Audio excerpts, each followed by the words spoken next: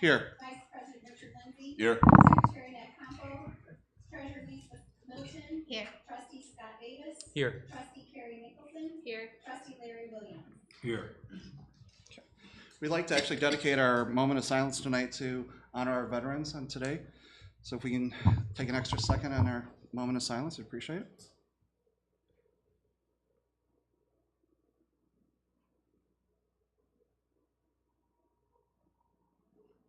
Okay. Do we have any veterans in the audience? Will you guys stand? Could you lead us in the Pledge of Allegiance tonight? John, I'm waiting for the pledge.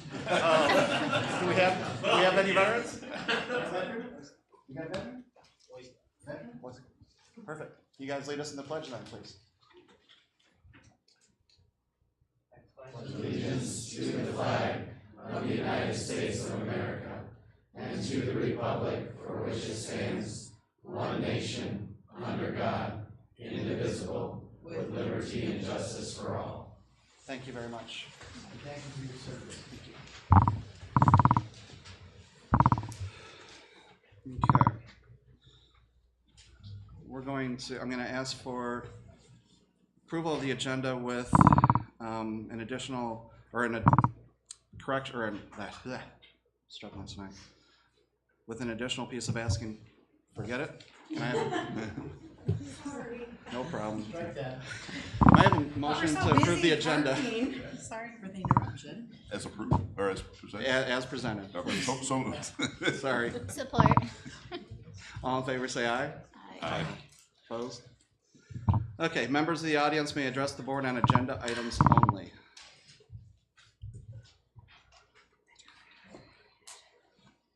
Okay. Seeing none, we're going to move to academic highlights. First is MHS Interact Club and Youth NAACP Group presented by MHS students and staff.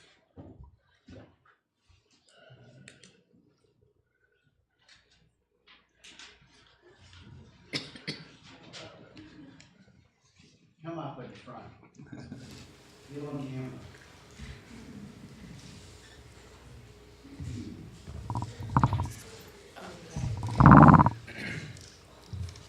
Hi, how you doing?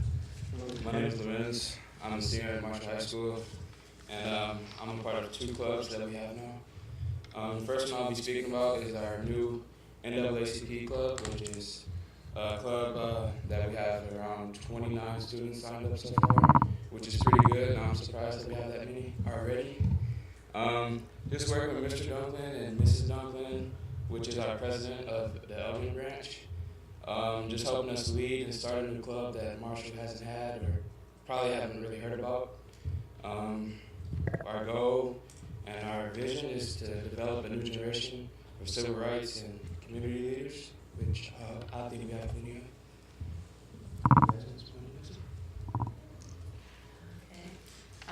Hi, my name is Victory Stovall, and I'm a senior at Marshall High School, and I'm also the president of our new Interact Club, which is a Rotary-sponsored club. We are actually sponsored by both the Albion and Marshall Rotary Clubs. I came back from camp this summer, which was a Rydell camp, a Rotary-sponsored camp for the young adults, and I loved it. And so I was like, well, maybe I can create that experience at my school. So I came back and I was set on making an Interact Club, and that's what I did. We have about 18 students in the club right now. This is my vice president, and this is my treasurer, Carly and Cassie. My secretary is currently at home sick with the flu, and my public speaker is coming here from basketball tryouts, Elizabeth. This group is about service above self, leadership, and teamwork. We are currently working on those things with the students that we have in the club. Saying a lot. 2 projects that we have started and that we're getting going on. The first project that we're doing are care packages, which is a community project that we've set out aside to do. Our care packages will have hygiene products and just things that people need that don't necessarily have. We're going to put those in a like a basket in the female bathrooms at the high school, a pantry at a church, and some other like the middle school and the opportunity schools. Another project that we started is the athletic lounge at Marshall High School.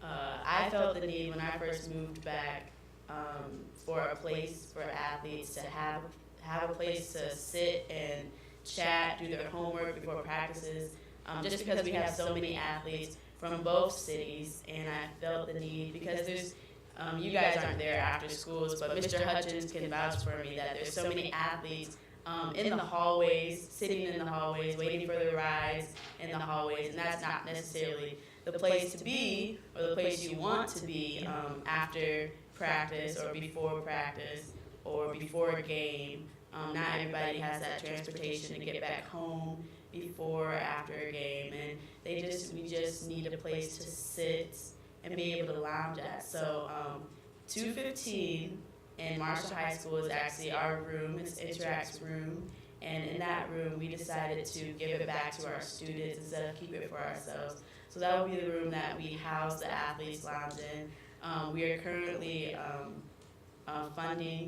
gaining funding for the athletes lounge. We just got 2 couches donated by the grace of Temple Stovall, my mother. And then we're fundraising for the rest of the items that we need in there. So we can have that lounge at least by the middle of basketball season for all of our winter sports. We came up with it together, actually. We had a meeting, and I said, all right, guys, this is what we're doing. We need a place for everybody to sit, and then we need a place for everybody to study. So at the top of this room is huge. If you ever get the chance to come up to the high school, you should definitely come inside of our room when it's finished. It used to be the theater room. So there's a stage, and then there's a bottom. So the stage will be the study area. So we'll have tables and chairs that actually Woodshop are going to make some tables for us. And we're also going to get some chairs from them too. And then on the bottom half, we're going to have the couches and the bean bags and the carpets and just a place for the students to really just sit down and relax. We are also teaming up with Elves. I don't know if you guys are familiar with that group, but that's another group at the school, and they gained the funding for a sandwich cart, something also for the athletes, because not everybody can get a sandwich or can get a meal before or after practice, and we need that protein and that stamina to be able to do the sports that we're doing. And so we're teaming up with them, and they'll bring their sandwich cart into our room after school for those athletes, free of charge, to make a sandwich before or after practice, so they can have that energy to do the things that they're doing. So yeah, that's Interact, serving our community. Who are the sponsors? Our sponsors at the school are Mrs. Granger and Mr. Hutchins. Our sponsors outside of the school are both Albion and Marshall Rotary groups. Like everybody in the group, not just one person. But our main person that is helping us with the group is Aaron Cope from the Marshall Rotary Club. So, yes. Thank you. Great. Thank you. We're going to talk about the leadership group a little bit. Yeah. And Yeah. also introduce Mrs. Green. Hi, this is Mrs. Granger. I recently met her to team up to form this group, which this group is to bring Albion and Marshall communities together as one and make our school feel more safe for both communities and bring the different, backgrounds together, because everyone don't fit in certain areas. So I'm Mrs. Granger, Audrey Granger, I'm sorry, you guys aren't students. So I'm a behavior specialist at the high school, and I've been there for 3 months now. So just since the beginning of the school year, and I've had the privilege of working with these kids, and they're phenomenal. I'm in charge of all 3 groups and overseeing them, and really I thought, oh my goodness, 3 groups is going to be a lot of work. These kids are amazing. They are really student driven. They are taking it, and they are doing more than I ever would have expected of them. So we're very proud of them, and we've just kind of given them a place to do what they feel needs to be done. And like I said, I'm really proud of the things that they're coming up with and the things that they're doing. And I think, you want me to speak on what the first thing? Okay, the first thing that the leadership group has decided to do, because they do feel that there is sort of a divide, is they're putting out a survey for the students.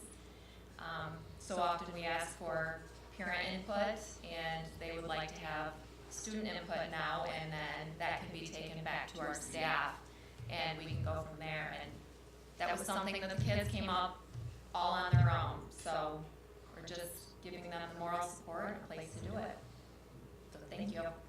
How about addressing, why are you leading all 3 groups? Is it because I have to do? Me? Yeah. Well, Pretty powerful. no, I volunteered to do it. What's your passion?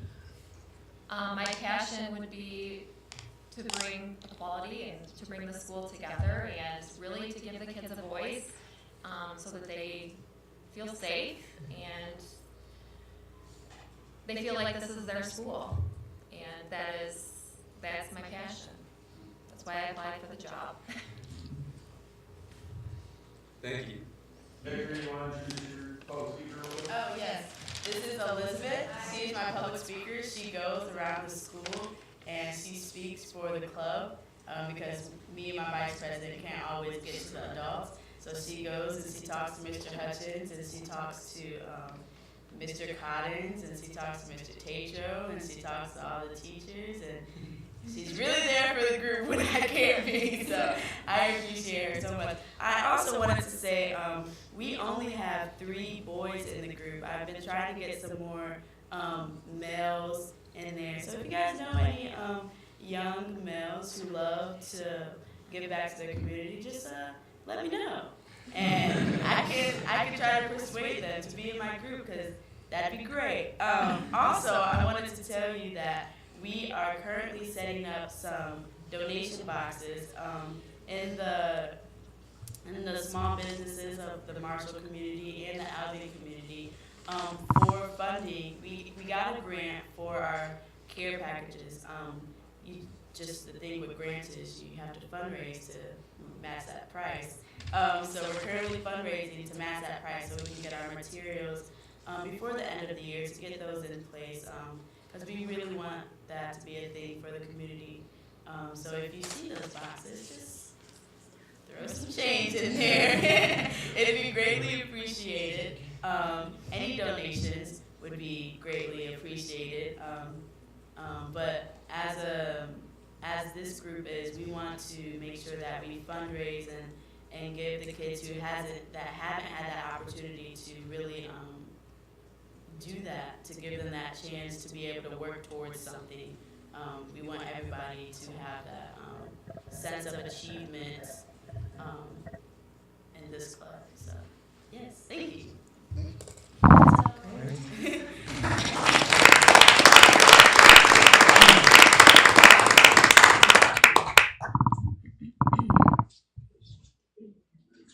And I would just like to add my sincere appreciation to each of the students of Mrs. Granger. You can see the passion and the enthusiasm that they have to make our schools as inclusive as possible. I didn't hesitate when I signed off for the academic board in November. I went right to Victory and I went right to Audra and said, what do you guys think? I didn't have to do another thing. I mean, they created this presentation. Victory decided who was going to come with her. Just a completely student-led initiative. Couldn't be more proud of all 3 groups. And it's just, like I said, amazing group of young people. and we're very fortunate to have Audra that's committed to oversee all 3 groups. And I purposely asked her to make sure you knew she wasn't voluntold. That was not like the new person feeling like they had to do something. That truly is her passion and her commitment that she brings. And she embraces diversity. And I'm just really excited about the vision that I believe we're starting to build at the high school with inclusivity and embracing diversity. So. Can you let us know if there's any teachers involved in these classes? Matt Siebert is also one of the advisors. Missy Winchell is also co-advising the NAACP group with Audra. So we have Matt in the Interact Club and the Council for Student Leadership, and then Missy Winchell overseeing the NAACP group. Yep. Any questions? Nice work. It's great. Scott, you does some stuff in Albion, meeting with different groups and talking to people. Can you just talk a little bit about that? So people know what's going on? So I started out by reaching out to Mr. Bonner, Harry Bonner. He's been very prominent within the middle school and helping, bridge the communities between the middle school. And so I knew that he would be a great person to start because not only, like I said, has he been in the schools, but he's also very well known, of course, in the LA community, well trusted. So I reached out to him and asked him what I could do to start the conversation in a safe environment where people felt comfortable. I didn't want to invite people to come into the high school and meet with me for 2 reasons. One, the people I wanted to speak to live in Albion. I didn't want them to have to drive all the way to the high school. And for 2, so many of the people that I wanted to speak with didn't necessarily have the greatest experiences when they were in high school. And so to try to break down that barrier, I reached out to Harry and asked him where I could meet in Albion. We ended up choosing the Opportunity High School as a central location.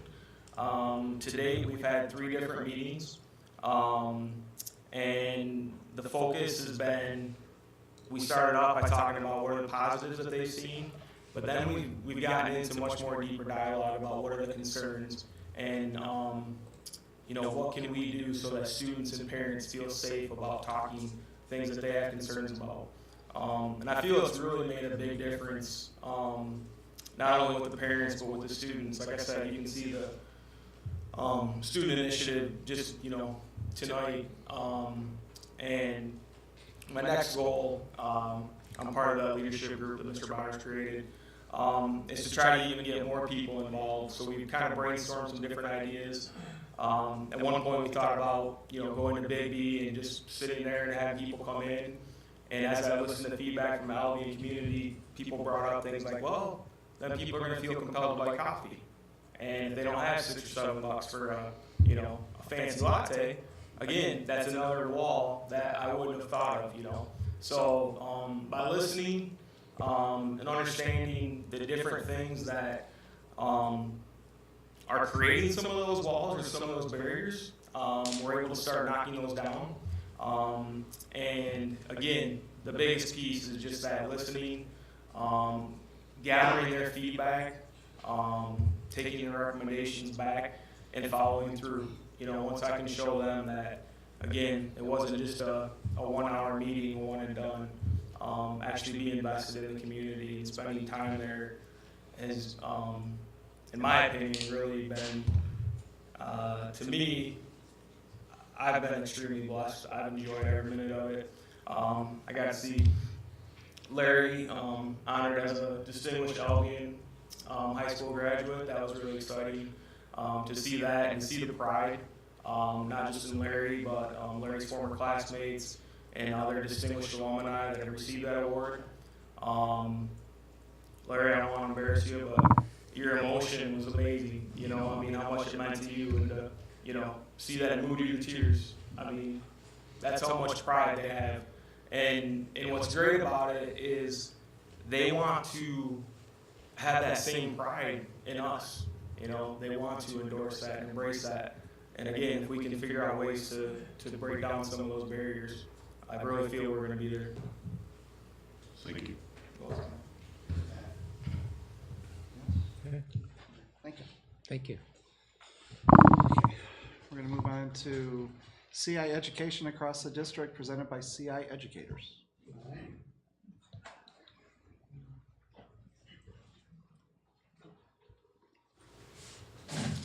We go PowerPoint.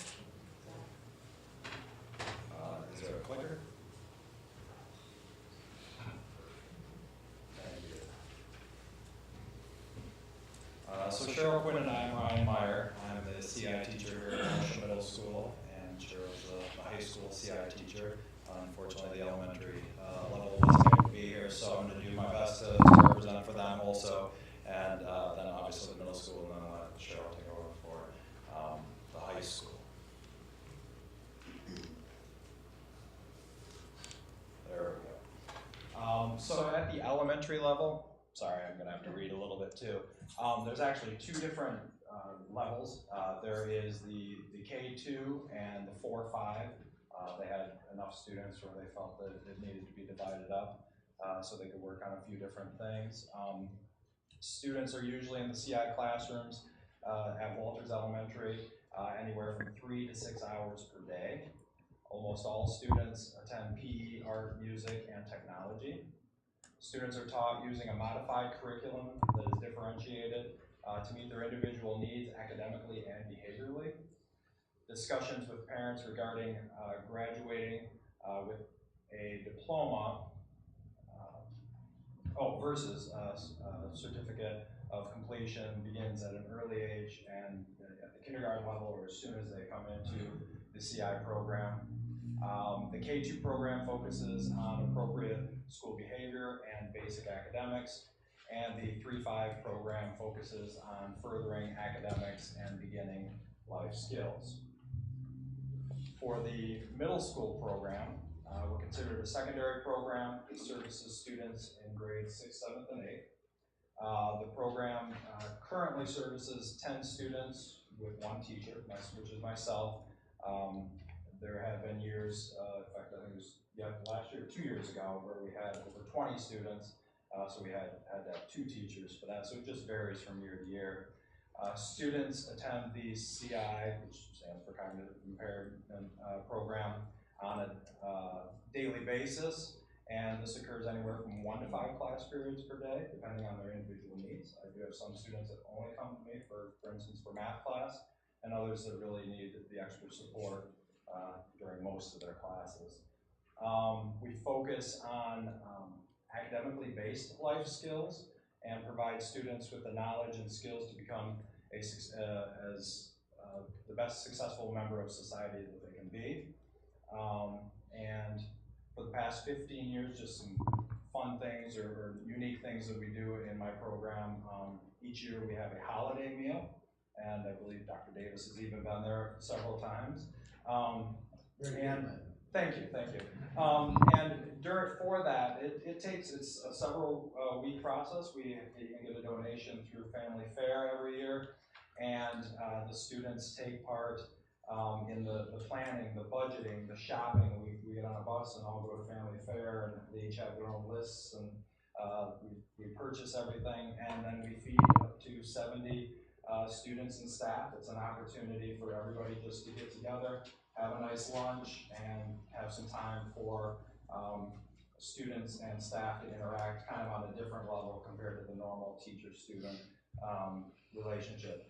And so that's that event. And then we also attend Special Olympic events that involve soccer and track and field every single year. Just had the soccer event in October, and it went wonderful. We got a 2nd place, and it was a lot of fun.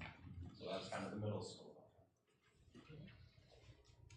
Okay, I'm at the high school level, and we're called the secondary functional programs.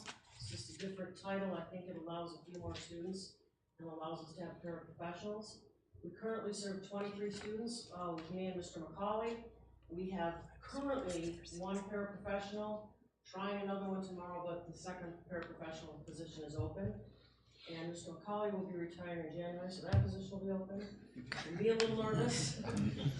Our IEPs contain transition plans, which is intended to help the students and the families make decisions regarding their future. So that adds another page or so to the IEPs. Some of our students will continue with the adult training program in Battle Creek. Others will go on to Project Search, which is a really cool program at, Duncan Aviation, NED. And that is where they get to be in training half the day and in internships for the rest of the day. Most of our students are going to participate in a work-based learning in the community. We currently have 4 seniors out in work-based learning positions. 1 is at Broadway Grill, 1 is at the Law Enforcement Center, and 2 are at Walters. And next semester we should have possibly 2 other kids, and 1 of them will be at Mancino's. Students are with our classes 4 to 6 out of the 6 class periods a day. The most we have is 1, we got a couple students going to 2 electives, and other students are going to 1. We visit places in the community, we cook, we learn. There was a group that went to the laundromat. We've been to a K-Wings game, and Slacky came to visit us last week, along with Mrs. Vincent's ASD program. Regular education students can interact. We have a program called Nexus. It's similar to a Links program that runs with the autism group. Unfortunately, we're not quite as popular.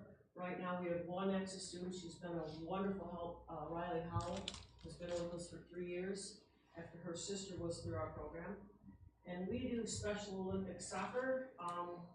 We didn't win this year, but we had been winning for 5 years in a row. And we also do bowling in February and March, and then track and field in May. You guys have any questions? Yeah, so, Jerry, how many CI students do we have in the elementary level, upper level? K2, there's 12, and then through 5, there's 8.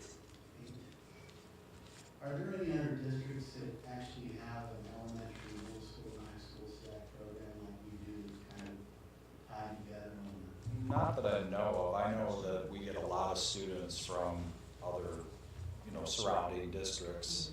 I'm sure there's others, farther away, but. Lincoln has one, K-12 program, and then Harvard has one as well. But those are the only 3 districts in the county with a K-12 continuum. I'm sorry, I was asking questions. These pictures are from Mr. McCauley taking kids to the kitchen, to the laundromat, and the K-Wings game and soccer. So do you guys, I know that there's some people retiring towards the end of this year. I know Kevin was one of them. And are there any plans for, like as a staff, for you guys to do anything like continuing education or something towards just professional development as a staff? Is there anything in the plans for that? To have the staff to replace Mr. McCauley? No, just like as a group, like as a CI group, special ed group, like to do anything with the new staff that's going to be coming on to replace those that are retiring and leaving. Is there anything like planned for you guys, like professional development to go to attend, either for people who are already here or for the new people coming If on? we're lucky enough to actually get some candidates for the position, we'd like to have that position filled in place so that they can spend time with Kevin in the program, and then same thing with the resource teacher, Steve Wissing. Ideally, Lisa and I been very proactive. We reached out to universities. She's had things posted. As you guys are aware, unfortunately, it's statewide right now, especially with special education teachers. Our biggest hope right now is that some of the summer graduates will be interested. Not this week, but next week. Or no, excuse me, this week, because next week is such a short week. I'm actually going to try to reach out. Universities can't give us a list of their students, but I've made a couple inroads where I'm hoping to tell them, hey, we plant a seed and have so-and-so, if you've got somebody that would contact me. So we're trying to be as proactive as possible. And then, like I said, ideally, those people would come in and have time. If not, Jamie and I have talked about a couple different ideas, possibly some long-term substitutes that are familiar with the building. So we were hoping that we wouldn't get to this point, but we kind of set a deadline of December 1st before we kind of hit the semi-panic button. And we're getting closer to that deadline. So Yeah, I know at the CISD that there's quite a few positions that are listed on the employment openings, and the majority of those are in special ed.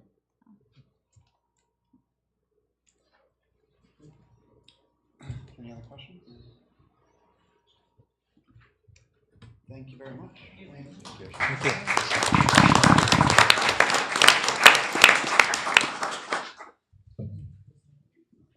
Let's see.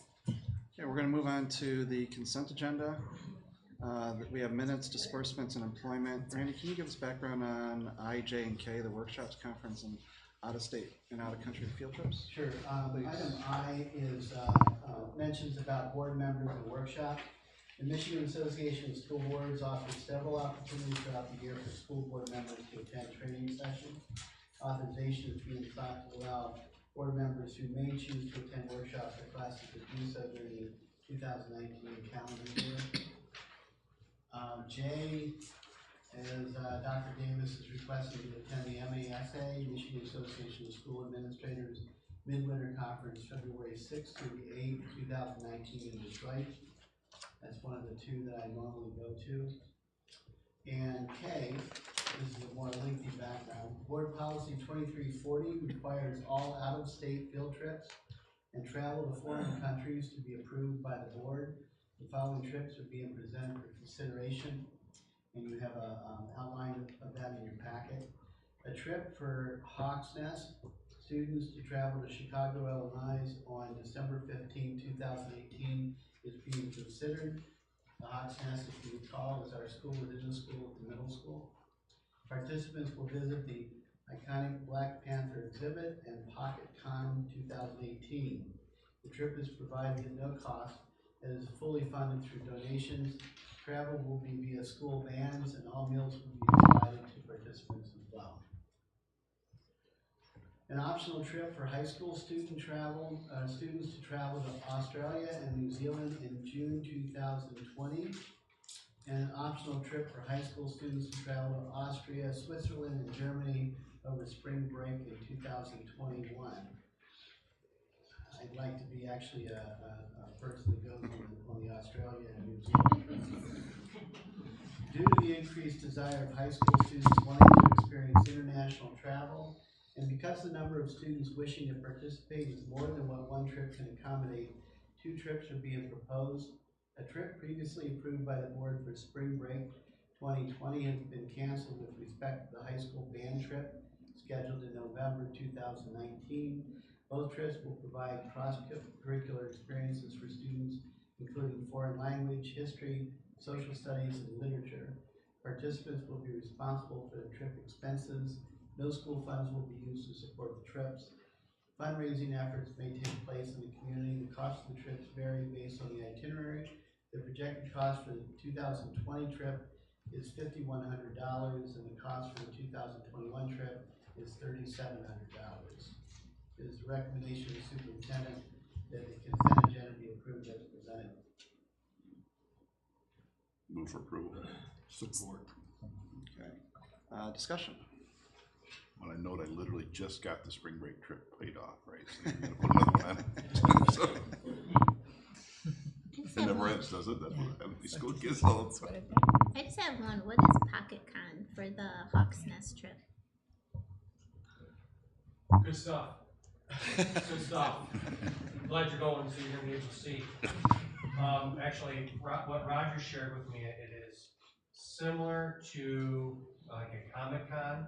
It is artists, specifically with African American artists and I don't know, I won't say superheroes, but comics. And so they're displaying their art and their artwork, and actually some of the student artwork, which the kids don't know. Can I take a shot at it? What's that? Can I take a shot at it? Yeah. Pocket Con is a free single-day convention brought to you by a partnership between the Chicago Public Library, Free Bright, and Low Carry Productions. It focuses on work by artists of color, particularly African American authors and artists, as well as comics with the primary character who is Black. Pocket Con also features work in the comic genre by other underrepresented groups such as women, Latinos, LGBTQs, and other minorities. We have a strong belief in indie comics and publishing and welcome small press and self-published authors as well as those involved in related forms of expression and interest such as webcomics, animation, small budget filmmaking, video game design, and designs. Our mission for this event is primarily to promote literacy using the graphic novel format, reflect on the history of race and gender portrayal in comics and film, and introduce characters, writers, and authors who have a different voice than the primary white, primarily male, primarily straight characters written by generations of comic authors, themselves primarily white, straight, and male. We would also like to empower young writers and artists by introducing them to the collaborative process that is comic creation and encourage them to produce and submit work for their own for contest at the con. 61 vetting artists of color, kids and adult cosplay contest, video game tournament, cosplay b-boy battle, live performances, comic book workshops, and creators of color roundtables. Well, thank you. Pretty involved. It's really what Dave said. I can't believe Dave didn't Pretty repeat all much of what I that. said, yeah. I'm all about brevity. I'm so glad I asked. Roger did Thank say you. at some point it's gonna, I think it's next tour is Detroit. Okay. Any other questions? No. I just had a comment on the international trip. I do want to say that the Fitzpatricks do an outstanding job with the international trip, so that certainly gives me a lot of confidence in this proposal. So, excellent job. Awesome. Start with Larry. Yes. Yes. Yes. Yes. Yes. Yes. Yes. Okay, we'll move on to report of the superintendent, special recognition hires. Okay.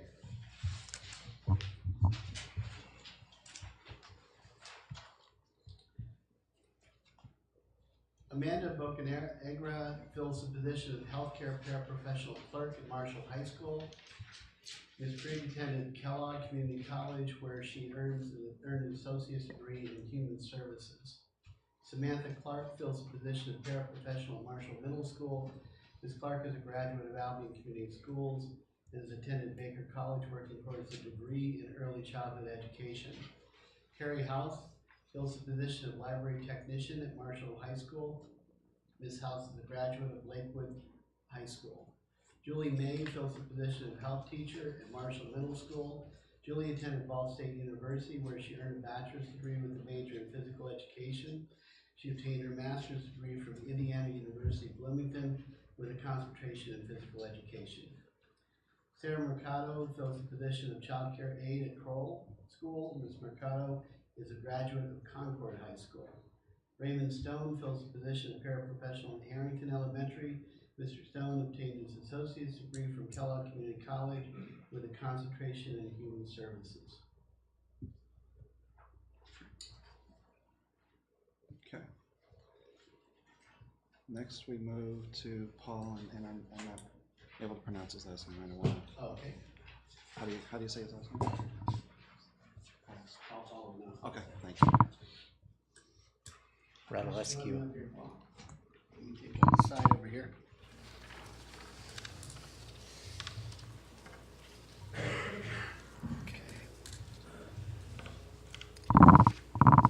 Paul Radulescu recently earned the rank of Eagle Scout in the Boy Scouts of America. He is now a member of an elite group of young men that attained this prestigious rank, that I, by the way, are not one of them. The work he put forth to earn the required merit badges coupled with his demonstration of the Scout spirit through the Boy Scout oath and law and service and leadership are all skills and qualities that will serve him well into the future. We have a card in here that also gives you this letter. Let me begin by saying congratulations. News of you earning the rank of Eagle Scout in the Boy Scouts of America is recently shared with me. Please accept my best wishes and appreciation for your accomplishment. You are now a member of an elite group of young men that attained this prestigious rank. The work you put forth to earn the required merit badges coupled with your demonstration of the Scout spirit and the Boy Scout oath and law. You should be very proud of your achievement. Again, congratulations. I wish you continued success with the Boy Scouts of America, now as an Eagle Scout. And remember, once an Eagle Scout, always an Eagle Scout. Congratulations. Now, we'd like to ask Paul if he would go ahead and talk a little bit about his community service project that he used for his Scout. So as Dr. Davis said, my name is Paul Rodolescu, and I'm from Troop 373, and we're hosted by the United Methodist Church down on Old 27, and right there in the red coat is Mr. C, my Scoutmaster. I don't know how to use one of these. So my project was to build a service sign that holds all the different logos of the different clubs of the city, and that was built right next to athletic fields, next to the Little Caesars. So here's what the sign finished up looks like, and I just wanted to give back to the community since these service clubs always helped out either in me in scouting, me in my personal life, or even in the school. As you heard before, the Rotary Club sponsors a bunch of clubs, both in the school, such as the Interact Club, and also it supports both the Scouts by giving us money to go to camps and other things, and supports the school. It supports the different events around the community, such as athletics. And I just wanted to show the great parts of the community and just represent the different dynamic parts that really bring this community together and really support the youth and bring this community up. I just want to give a thank you to the school board for offering different possibilities for me and other people to go and complete different leadership positions, such as going through AP classes that help us put our minds to the test and really let us go through our ambitions, as going through the different difficult classes, such as at the Career Center, at the Math and Science Center, allows us to really reach our total potential and really helps us out. And I just want to thank the different teachers that assist both me in guidance and that gave recommendations to me, and they always do things for the students around the school no matter what. They never give a second thought about it. They just always help out the students and then the community as a whole.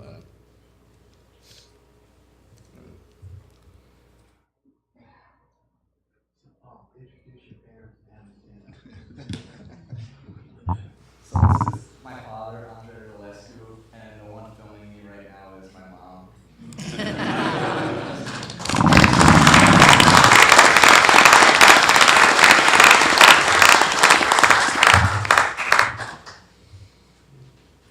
I'd just like to say I think you did a great job with the sign. First time I drove by, it really shined, looked great, so congrats. Turned out great. Thank you. I'll have, if another service club joint comes in, Bo here in Marshall, how do they get on that sign? So right now it's a city property, so if they would like to contact the Parks and Recreation Department, such as Mr. Mooser or Cheryl Osberg is the one that handles a lot of the outreach programs, they can contact that part of the city.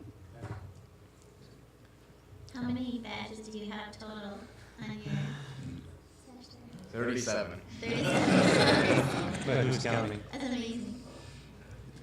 I do want to thank you, Paul, because I think as residents in the city, you know, things like that sign maybe you just get used to seeing and you don't notice so much. But as guests enter into the city, they notice that, and that's kind of the gateway. That's something that you see right when you pull into any city that you may travel to. So it's very important that has a nice appearance, and it's something that the town can be proud of. So excellent job.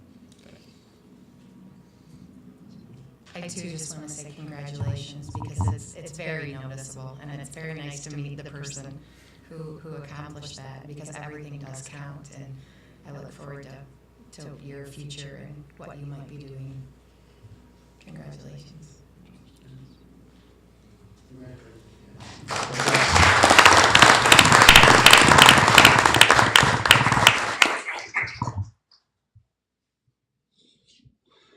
Okay, we're going to move on to election results. Hey, we had an election last Tuesday. We did? We did. We have the unofficial results, because the official results haven't been delivered yet. We have to wait for the official results to be delivered before the new people elected can take oath. So we'll try to do that as quick as we can, and it's in our trusty hands of Kimberly Van Wormer to manage that for us. I'd like to first congratulate Larry Williams for running a successful campaign and being selected to finish out the 6-year term he was appointed to. And so you've got 4 more glorious years at least with us. I hope you continue, and we're really excited to have you remain on the board.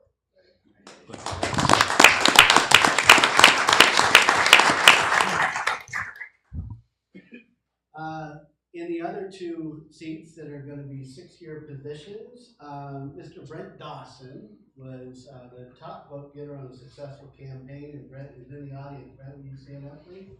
Congratulations.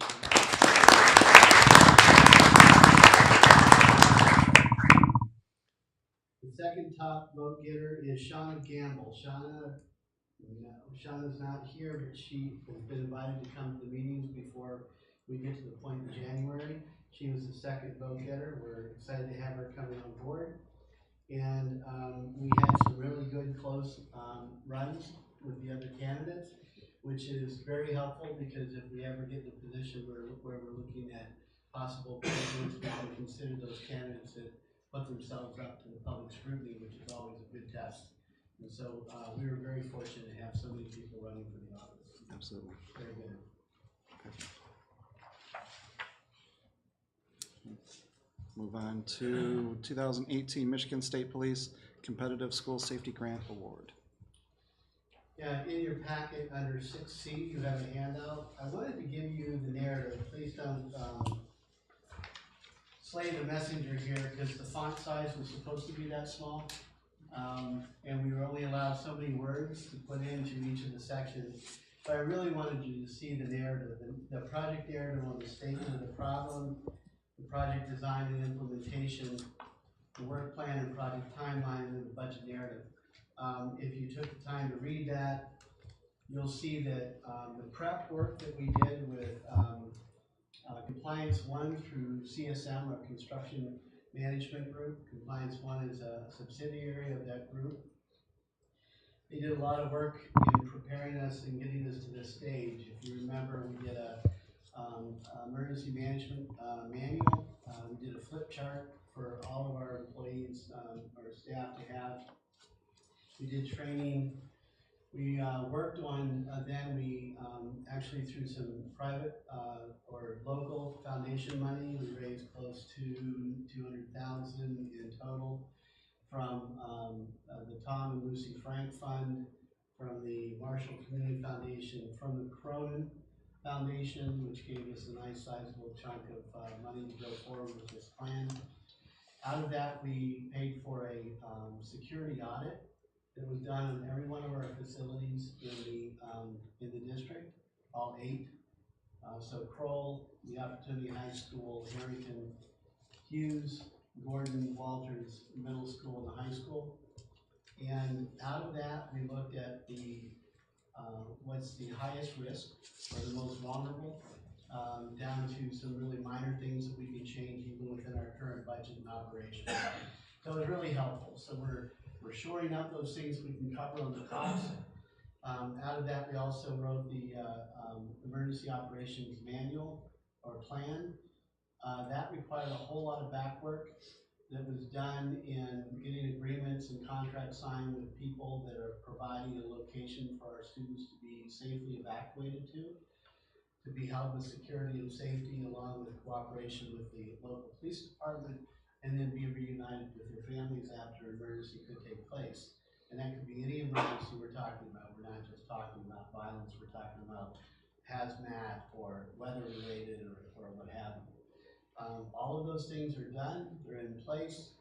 We have protocols with our law enforcement center, and we have sign-off with the emergency management planner, the coordinator for the county. You had to get all of that done before you can even qualify to submit a grant request for this. There were 407 applicants in the state of Michigan that applied for what was amounting to be like $69 million worth of cost.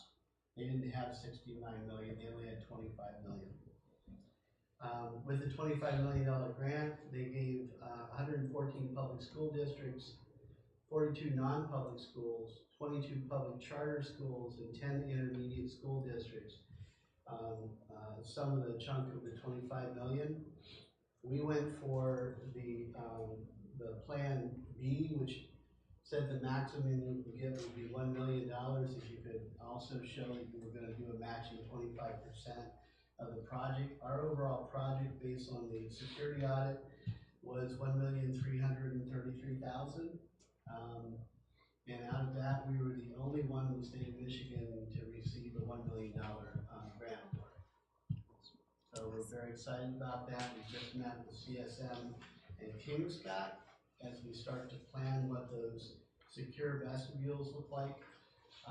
We started with, we're going to be looking at our existing systems on how we can put sensors in all of our exit doors in all of our buildings, which also requires some repair work for some of our doors to make sure that they're very tight and secure.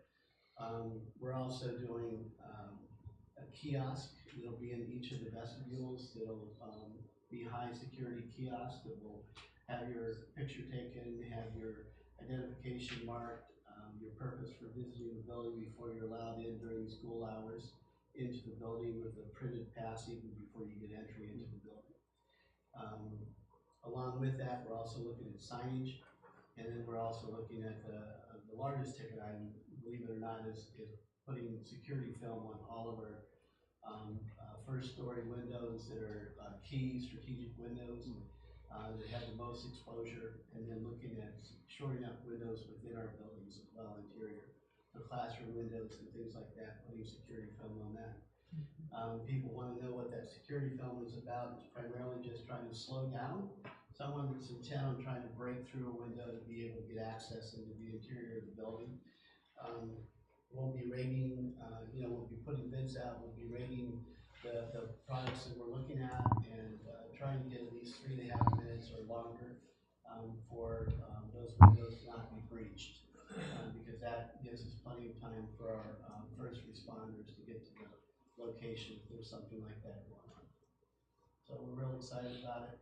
Very pleased with the award. Is there any questions? A lot of hard work, so thank you very much. Wonderful. Yeah, well done, Randy. I just want to mention Tom Frank's done so many things for the school over the years. He was absolutely passionate about this and worked closely with you to kind of put the pieces together before the state grants were awarded. He was very passionate about it. So just thank him. I know he won't see this, but I know you had the pleasure of telling him about it. So I'm sure he was excited to hear the grant. So. Yeah, it's very good. We have to have this is a reimbursement only grant. So we have up to $1 million for reimbursement. We can secure reimbursement on a quarterly basis as we expend the dollars that we have. So cash flow is really important for Becky to put together to make sure that we have the sustainable dollars to get through that process. And then the last reimbursement is going to be in February. We can't expend any more dollars after September of 2019. So it's intended to immediately get put into action and get completed before next school year, by next school year. Okay. Well done. Cool. Thank you. Nice job.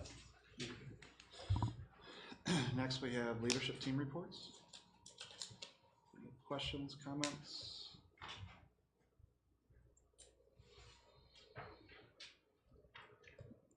Well, I got a couple things. Go for it. Good. So to begin with, Kroll, congratulations on making a successful location for a precinct voting location. I know that's difficult because we're actually bursting at the seams on the number of kids and staff we have in there with the expansion of the ISD's programs. We're going to have to revisit that for the upcoming elections and things to make sure that that's still viable, or if there's another location because it's just getting too big. When you see Brad Shedd's report, he's talking about trying to figure out how to expand the parking lot because we don't even have enough parking space on the grounds for us to be able to house all the staff that come in and still have safe and secure drop-off and pickups for kids. So we'll be doing what we can with that. Congratulations, though. I know that was a hard lift, but it ended up being very successful for all the kids that were in Kroll and the staff as well. So it ended up being pretty cool. I wanted to make a comment about as you look across the elementary schools, I like to see the content in there about some of the behavioral aspects like PBIS. I know that's probably, as an educator, it's hard to find the time to focus on that, you know, with all the pressures on academics and the day-to-day activities. But I'm a big believer in that, and I think the more students enjoy school, they're going to excel in their classwork. So I was very pleased to see that in these reports, so thank you. A shout out to Kelly and Gordon and the work that they're doing in partnership with Robert and Harrington in regards to the joint Math Olympiad. It's really great to see you guys pair up and see how that goes. We have a number of kids that are working together in the Math Olympiad. And also for Robert, the partnership that you're doing, Robert, with the Albion City Rec Department for the intramural programs being provided out of Harrington is really helpful, as well as the after-school program for our own East End Gallery here in Marshall. It sends an artist over there and does some after-school artwork, which is really nice to see that collaboration. I was gonna say thanks for sharing the big zoo pictures on Facebook. It was great to see all the schools that did that and all the fun and smiling faces of the students. And I love the one where the student was in front of the glass window and the animal looked like it was going to jump on it, but obviously it couldn't because the glass was there. So those are just really fun to see. So thanks for sharing those on It had that special media. film on the glass. Yeah, probably. 3 minutes. Good. So one of the reasons why Walters has been seen as an exemplar school in the Reading Now Network when we first started out looking at those standards is because of the culture of literacy that they create and establish and maintain. And a big reason for that is the Battle of the Books, and that is Paul Holbrook's initiative. I can't believe it's been 9 years that we've been doing this. This is the 9th year for that. When you create a culture of literacy within your building and a celebration of the joy and fun of reading, it really takes off and it really has an impact. So very pleased about that impact as well. And Dave, where's 121 West Michigan Avenue? Right downtown, it's a Stewart building. Ah, very good. So town hall meeting. Dave's taking the initiative for a town hall meeting. That's going to be pretty interesting. I actually had one person show up. And the odd thing is, the parent is a parent of a kid from Harbor Creek who's interested in the Coast Guard. So I'm having to connect with my kids who are at the Coast Guard Academy. Well, maybe that person will spread the good news. I hope so. All right, there we go. You guys see the robotics that come out from the middle school this coming Saturday?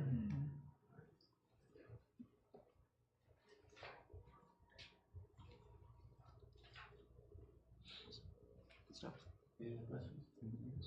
I just wanted to comment that there was Chewbacca at Harrington's holiday parade, the Halloween get-together, and it was really great to see all of the community members come out with the kids. And every time I go back into the building, it just seems to be more fun and more positive and brighter, and it was just really great to see all of our community members over there and all the partners we have with Marshall Public Schools to really do great things for our kids. So Very good.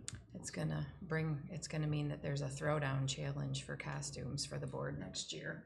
So start working on that. I don't know, Chewbacca was pretty good. Chewbacca was good. Thank you. Move on to discussion, CI K-12 curriculum proposal.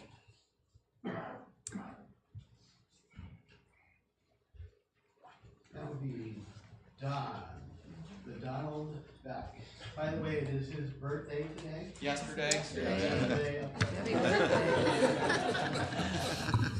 Happy birthday. 31. Again.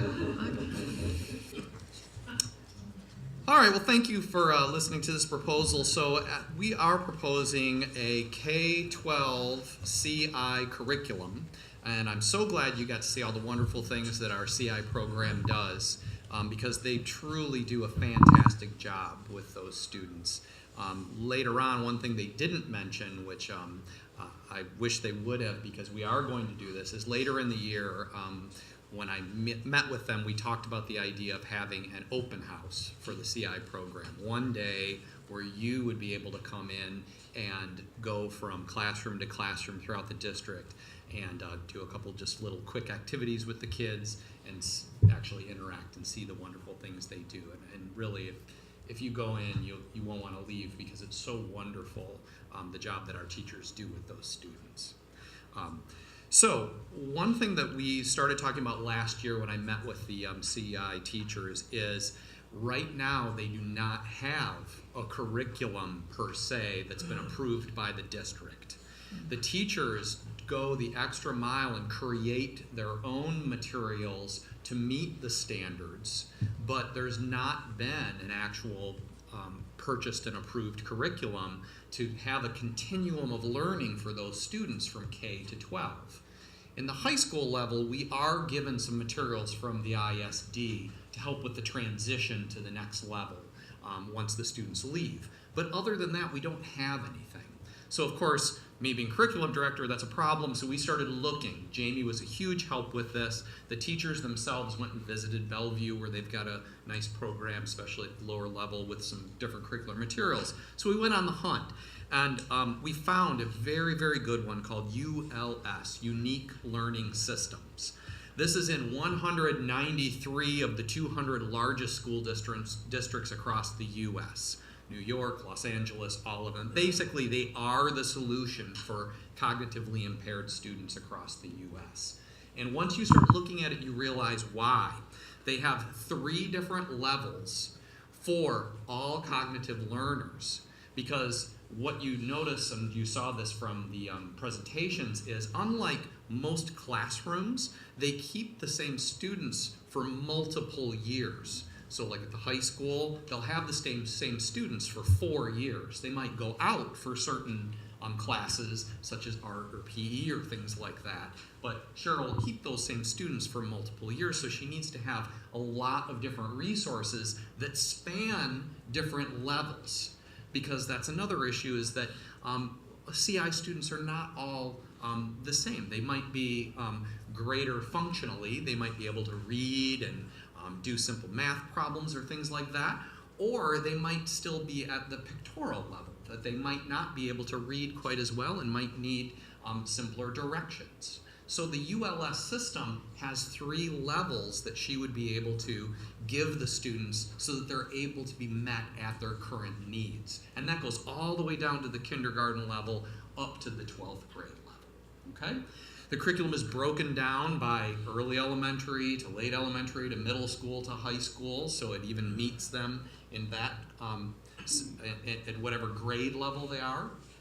And then finally, the curriculum is month to month based on themes. So, for example, this month might be weather, and the entire month, whether they're dealing with math or social studies or reading, or even the functional skills of counting money or telling time, will all somehow be connected with that weather to help the students make those connections and make it easier for them to understand.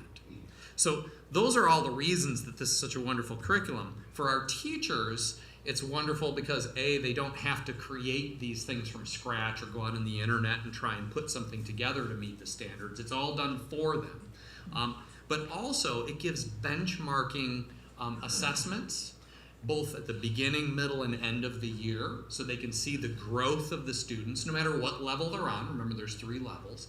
And at the beginning and end of every unit, and there's 1 unit for every month, so they can see how the students are progressing from month to month, which is a completely new area that they have not been able to experience this year, in the past at all. Finally, although again, I always say this when we come up, we're approving curriculum and not necessarily price. I do think that it's worth mentioning that this is an incredibly economical program. At each level, it's only $500. For the entire district, it'd be $2,000. Maybe $2,500 if we ended up going really fancy and getting the extra copy for transition. But $2,500 for a district level curriculum is practically nothing. A high school level book is $125, right? I mean, this truly is nothing for a curriculum that's both digital and paper copy. So I feel very confident from the time that we started looking at this last year to when we brought that through to this year to when we took it to the curriculum council and they approved it, that this is the right choice for our students and they'll get a wonderful education if we adopt it. So I did ask our teachers to stay here in case you had any questions. Jamie's here as well, and I'd be glad to field any questions as well if you have any. I didn't know if the NWA is something the CI students do, or is this a way to have something similar that might be more appropriate? Yeah, the NWEA really isn't appropriate for those students. It's to chart their growth. We can give it to them, and there are certain skills checklists and things to chart growth. Currently, I believe that we did have many of them take it. Correct me if we're wrong. Did we have them take NWEA? Some took it. This would be able to replace that because it's showing the growth. That's what we really want from NWEA. This would do it even better because it's more appropriate. Thank you for asking. That's a great question. Is this the curriculum that most of the districts surrounding us, like you said Harper Creek, Bellevue, have programs? Are they using this? Bellevue uses it. I don't know about Harper. It's the Bellevue, the ISD run programs in Bellevue. So it's not Bellevue Community Schools, it's the ISD run programs. Lakeview used to use it, and I think they moved away from purchasing it every year, and they do it on a 3 or 4 year basis. And I don't believe Harper Creek is using it. I agree with you. It seems very economical that based upon the total quantity that we would need for all 3 levels, it's not very much at all. I had a question. Have you been able to sort of demo this learning system with the teachers and with the students to see just how they took to it? Yeah, it's a great question. Yeah. Actually, we just started a demo of it. We actually did kind of a 2-scale demo. So it's an online platform that you would need the access codes to get the full experience of it. Mm-hmm. We just started that 2 weeks ago. 2 weeks ago. Last year when we first started looking at it, we actually just did the paper portion of it, which is just the actual paper lessons that you can use with students. So we did do that last year. It's not quite the full experience because there's a lot of benchmarking and things that you can't do with the paper lessons. So teachers taught using those lessons, but they didn't get the full suite. Okay. Thanks. Any other questions? So is anything with curriculum that'll be available for 30 days? Absolutely. And then we would take action next month, I believe, right? Does that give us 30 days? Thanks for your consideration. Thank you. Thank you. Okay, now we're going to move on to establishing a date and time for a special board workshop. And so we, a couple things. We wanted to talk about the community survey, have Ryan be involved with some of that, talk about lessons out of that survey.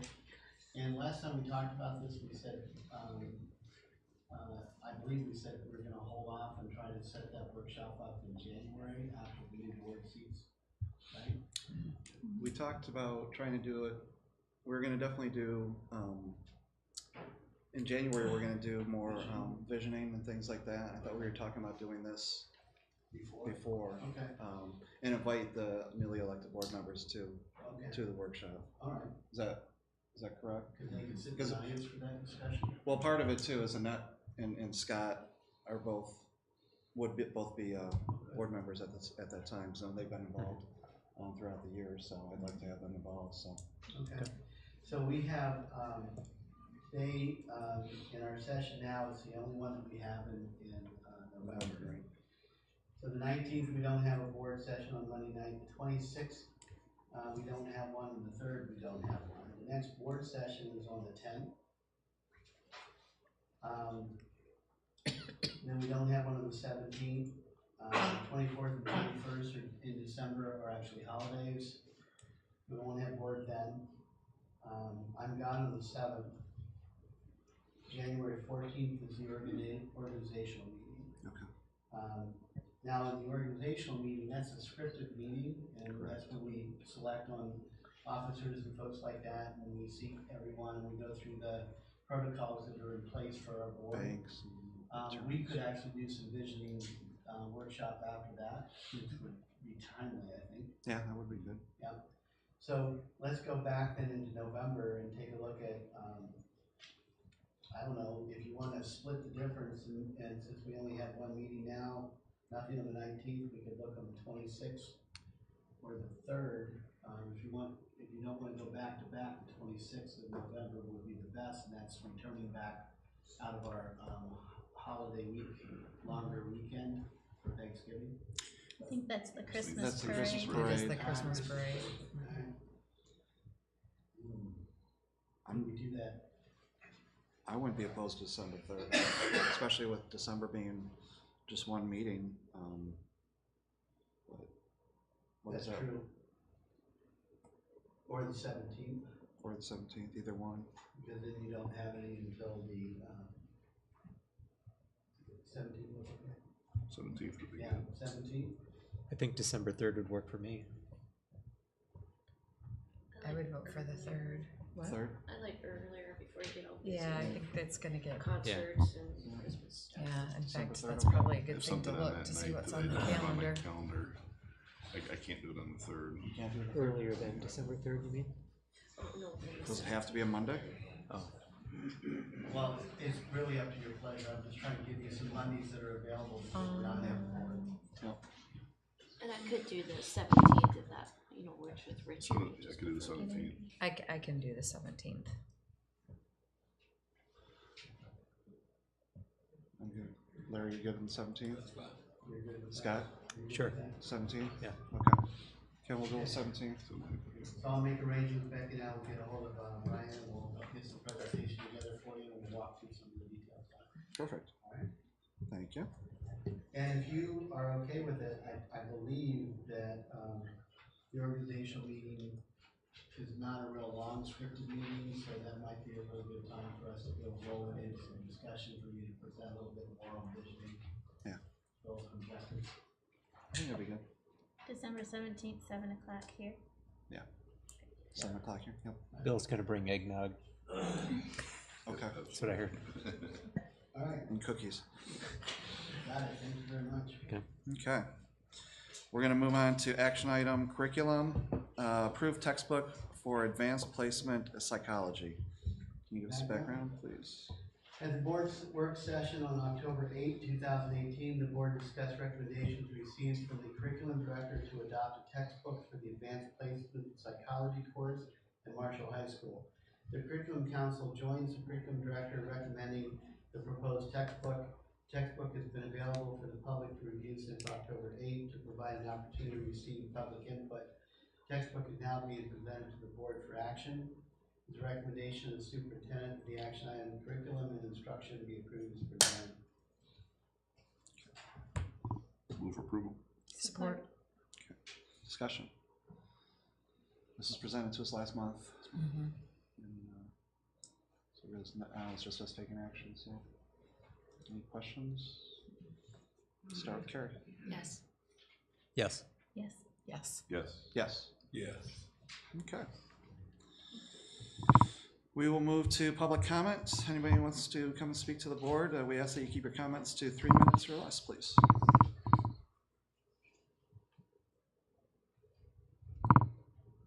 Okay. Seeing none, we will move to board member comments for which no action may be taken at this meeting.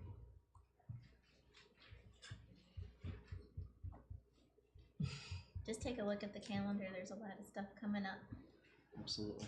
over the next month. A lot of hard work put on by the students and the staff and faculty. So just try to get out there and support them for all their hard work. Absolutely. Okay, see nothing else, we are adjourned.